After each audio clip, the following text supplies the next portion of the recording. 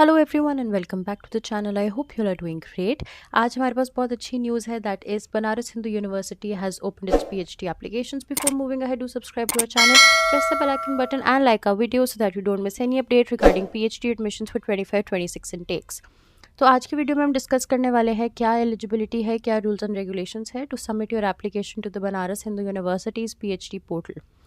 तो सबसे पहले हम यहाँ पे देख लेंगे वेबसाइट पे हमारे पास यहाँ पे नोटिफिकेशन आ गया जिसमें टाइमलाइन मेंशन्ड है। तो फैकल्टी के हिसाब से यहाँ पे हमारे पास ऑनलाइन रजिस्ट्रेशन की डेट्स हैं, करेक्शन विंडो की है, कॉल लेटर जो आपका है बेसिकली इंटरव्यू लेटर उसके बारे में यहाँ है, फिर फिजिकल वेरिफिकेशन जो आपके डॉक्यूमेंट्स की होंगे और इंटरव्यू की होंगी, एंड पब्लिकेशन ऑफ रिजल्ट जो है वो कब आएगा। तो यहाँ पे हम देख लेते हैं।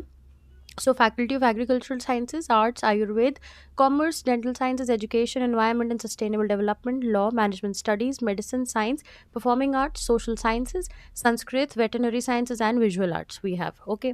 Now if we look at the online registration, it is the same for all of the departments जो है 3 दिसंबर से लेके, that means आज से लेके 16 दिसंबर तक ये आपका ऑनलाइन रजिस्ट्रेशन जो है वो चलेगा।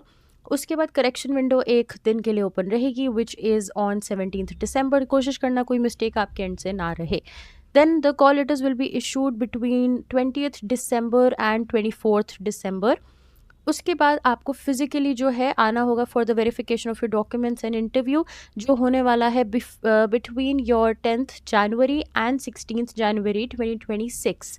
उसके बाद जो आपका रिजल्ट है वो अगले 12 से 15 दिनों में आ जाएगा which is written as 24th Jan से 5 फरवरी के बीच में आपके पास आपका रिजल्ट होगा। ठीक है, ये पहली चीज़ उन्होंने दे रखी है। उसके बाद सेकंड पॉइंट यहाँ लिखा है कि admission process for the second cycle जो है 25-26 के सेशन की, वो आपका ओपन होगा फ्रॉम 12 फरवरी। ठीक है, तो ये साइकिल 1 हो गया उस हिसाब से, और साइकिल 2 जो आपकी है वो 12 फेब के बाद जो है वो स्टार्ट होगी। उसके बाद अब हम यहाँ पे देख लेते हैं कि बुलेटिन में क्या क्या चीज़ें मैंशनड हैं।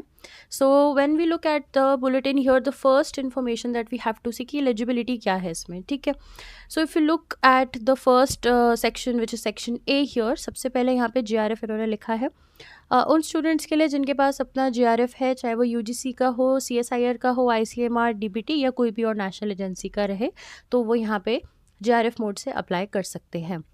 ठीक है, उसके बाद candidates who have been declared eligible for assistant professorship और PhD only without JRF in the UGC CSIR examination awarded any other fellowship on the basis of UGC CSIR and DST inspire are not eligible under this mode of admission. ठीक है, मतलब कि अगर आपके पास GRF है तो आप GRF mode से भरेंगे, अगर आपके पास नेट की क्वालिफिकेशन है तो आप नेट मोड से भरेंगे। इसका सीधा मतलब यही है।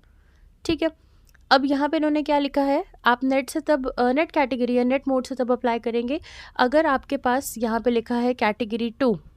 ठीक है, असिस्टेंट प्रोफेसरशिप विदाउट जीआरएफ अगर आपके पास है, और कैटेगरी 3 जो आपकी है कि आपके पास ना जीआरएफ है ना असिस्टेंट प्रोफेसरशिप है, लेकिन सिर्फ एडमिशन टू पीएचडी ओनली आपके पास है।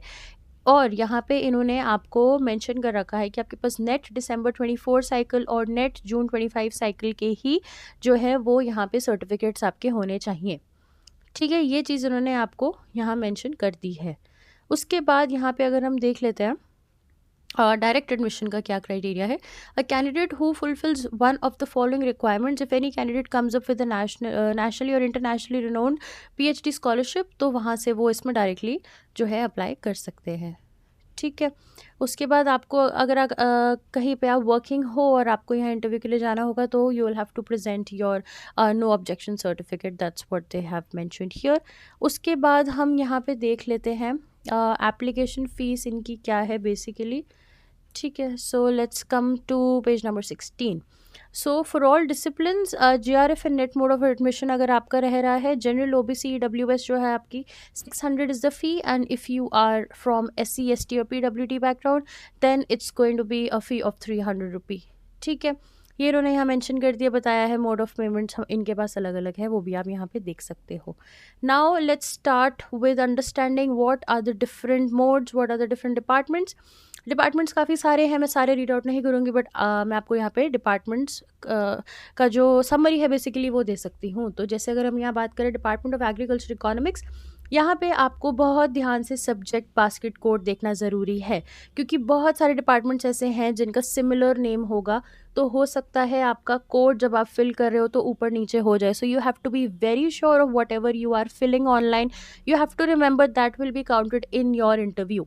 तो ऐसा नहीं है आपने ऑनलाइन कुछ और भर दिया और आप किसी और चीज़ को वहाँ जाके प्रेजेंट कर दो ऑफलाइन, वो नहीं हो पाएगा। ठीक है, उसके बाद आपने क्या करना है, यहाँ पे क्वालिफिकेशन या डिग्री रिक्वायर्ड में आपने देखना है। So if you have an MSc agriculture and agriculture economics, तभी आप इस डिपार्टमेंट में अप्लाई कर सकते हो। Now they are two things here, one is main discipline and the other is allied discipline. अगर आपका मास्टर्स प्रोग्राम इस डिग्री में रहा है तो आप इसको मेन डिसिप्लिन से भरोगे। जैसे इस केस में अलाइड डिसिप्लिन से आपको बैठने ही नहीं दिया जा रहा है for this department. So for example if you look at department of entomology and agriculture zoology, यहाँ पे अगर आप देखो तो मेन डिसिप्लिन में अगर आपके पास एंटोमोलॉजी था, मास्टर्स में ये आपकी डिग्री का नाम था, तो आप मेन डिसिप्लिन से भरेंगे। अगर आपके पास मास्टर्स में एग्रीकल्चर जोलॉजी था तो आप अलाइड डिसिप्लिन अपना जो फॉर्म है उसमें आप अलाइड डिसिप्लिन पर टिक करेंगे। You have to be very sure whether you are filling from the main discipline और allied discipline categories, because the seats are allocated in that manner.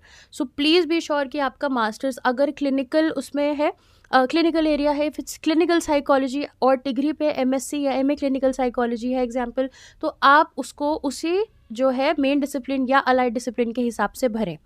ठीक है, so let's look at which all departments are taking psychology students. So the first one if you look at here are, हाँ, सबसे पहले department of Samhita and Sanskrit में आपके पास main discipline Samhita and Siddhanta है।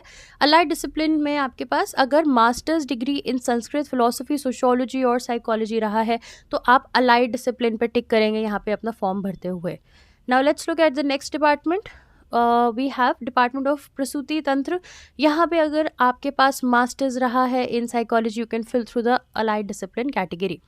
Then let's look at department of Shalya Tantra. यहाँ पे अगर आपके पास मास्टर्स डिग्री इन योग, साइकोलॉजी, होम साइंस वगैरह रहा है तो आप अलाइड डिसिप्लिन से साइकोलॉजी में भर सकते हो अपना एप्लीकेशन। उसके बाद हम आ जाते हैं डिपार्टमेंट ऑफ क्रिया शरीर। अगर आपका मास्टर्स रहा in psychology, physiology, home sciences, then you can fill in the allied discipline of this department. ठीक है, उसके बाद अगर हम आ जाते हैं डिपार्टमेंट ऑफ कुमार भृत्या या बाल रोग, तो इसमें यहाँ पे इन्होंने बता रखा है कि अगर आपके पास masters degree in clinical psych, home science, ज्योतिष रही है तो आप अलाइड डिसिप्लिन से क्लिनिकल साइकोलॉजी में अपना एप्लीकेशन सेंड कर सकते हो। Then next we have this department of विकृति विज्ञान। इसमें भी डिसिप्लिन अगर आपके पास मास्टर्स डिग्री इन साइकोलॉजी रहा है तो आप डिसिप्लिन अलाइड डिसिप्लिन में साइकोलॉजी के लिए अप्लाई कर सकते हो। ऐसे ही करके आपको अपने ब्रोशर में चेक करना होगा कि आपके पास मास्टर्स डिग्री क्या थी और किन डिपार्टमेंट्स में आप एप्लीकेबल हो। You have to be very sure before applying there. ठीक है, नेक्स्ट हमारे पास यहाँ है डिपार्टमेंट ऑफ संज्ञाहरण। यहाँ पे अगर आपके पास मास्टर्स डिग्री इन साइकोलॉजी थी तो आप अलाइड डिसिप्लिन से यहाँ भरोगे, क्योंकि देखो यहाँ साइकोलॉजी लिखा हुआ है। So even if you feel कि कहीं पे भी आपको डाउट लग रहा है, please drop a comment to this video, we'll try to help all of our students, but please अपना फॉर्म गलत मत भरना। ठीक है, if we come to the next one, we have department of Kaya Chikitsa. Then we have allied discipline में भी psychology है। अगर आपके पास मास्टर्स डिग्री इन साइकोलॉजी रही है, आप अलाइड डिसिप्लिन से यहाँ पे जो हो अप्लाई कर सकते हो। नाउ उस ही डिपार्टमेंट के नीचे, उसी फैकल्टी के नीचे आपको दिखाई देगा सीट मैट्रिक्स। ठीक है, तो यहाँ पे आप देख सकते हो, मान लीजिए आपको department of Samhita and Sanskrit में अप्लाई करना है तो यहाँ पे जेआरएफ वालों के लिए 14 सीट्स हैं, नेट वालों के लिए 12 सीट्स हैं और टोटल में 16 हैं। आप कैटेगरी का डिस्ट्रीब्यूशन भी यहाँ देख सकते हो किस प्रकार है और वो यहाँ पे आपको मेंशन किया हुआ है। So there will be no confusion with respect to that. Then if we come to the next faculty, we have department of commerce. So if you're somebody who is interested in commerce and from the psychology background, if you're interested in HR and everything and related to commerce, you can definitely apply from your allied discipline. जैसे कि यहाँ पे है masters degree in management, economics, statistics और psychology, आप allied discipline में यहाँ apply कर पाओगे।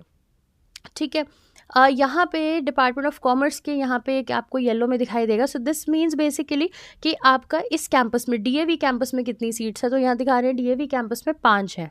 ठीक है, इसके अलावा जो बाकी सीट्स होंगी वो आपकी मेन कैंपस में ही होंगी, तो इसका मतलब ये रहता है। Now coming to the next department which is department of anaesthesiology. ये सारे मेडिसिन वाले डिपार्टमेंट्स हैं।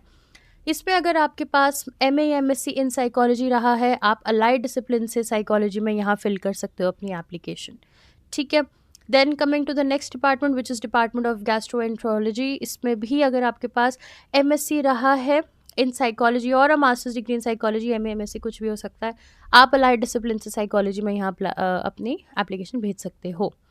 Then next we have Department of General Medicine. If you had clinical psychology as a special paper, then you can apply here.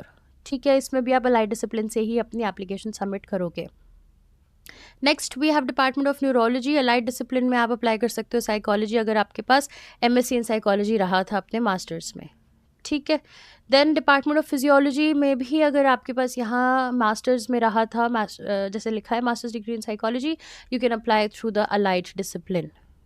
ठीक है। Now coming to the next which is department of community medicine. अगर आपके पास masters रहा है, जैसे यहाँ पे इन्होंने लिखा हुआ है मास्टर्स डिग्री इन साइकोलॉजी, ये देख लीजिए मैं हाईलाइट कर देती हूँ, तो आप अलाइड डिसिप्लिन में भी साइकोलॉजी में यहाँ फिल कर पाएंगे कम्युनिटी मेडिसिन के डिपार्टमेंट में। ठीक है। Now come unfortunately this time psychiatry में यहाँ पे सीट्स नहीं है for psychology students, only MD in psychiatry are going to apply. ठीक है। Now coming to department of surgical oncology, यहाँ पे साइकोलॉजी से भी आप बढ़ सकते हैं अलाइड डिसिप्लिन से अगर आपके पास मास्टर्स डिग्री रही है साइकोलॉजी में।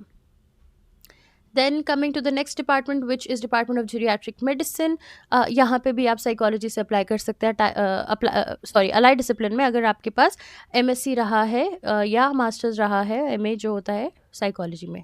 Then you can look at the different seat. So for the different departments here, you can see क्या seats यहाँ पे allocated हैं. Now coming to the next department, which is department of psychology, which is the most important department for all of the psychology students. Here main discipline में अगर आपके पास masters in psychology रहा था तो आप main discipline से apply करेंगे। अगर आपके पास कोई भी और तरीके की masters रही, जैसे कि personal management and industrial relations, applied psychology, cognitive, counseling, clinical or rehabilitation psychology, you will apply through the allied discipline mode. Then we have the next department here. I'm just going to show it to you, which is the Malviya Center for Peace Research. So यहाँ पे भी अगर आपके पास psychology रही है अपने masters में, you can apply through the allied discipline department.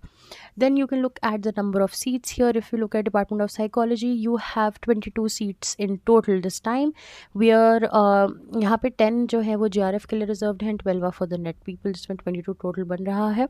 DAV में 3 seats हैं, अहिल्या महाविद्यालय में जो है वो 1 है, and then VCW में आपके पास 1 seat है this time. So this is how you can look at different departments and their seats, and what is the qualification and degree required before applying to the department for your PhD program, right? Then we have seen the admission schedule for all of these departments. उसके बाद हम यहाँ पे ये देख लेते हैं कि हमें अप्लाई कहाँ करना है। So this is the portal of application where you going to register yourself by going on new user register yourself. यहाँ पे आप इसको क्लिक करोगे तो आपका एक पोर्टल खुल जाएगा जहाँ पे आपको रजिस्टर करना है ईमेल आईडी पासवर्ड डाल के।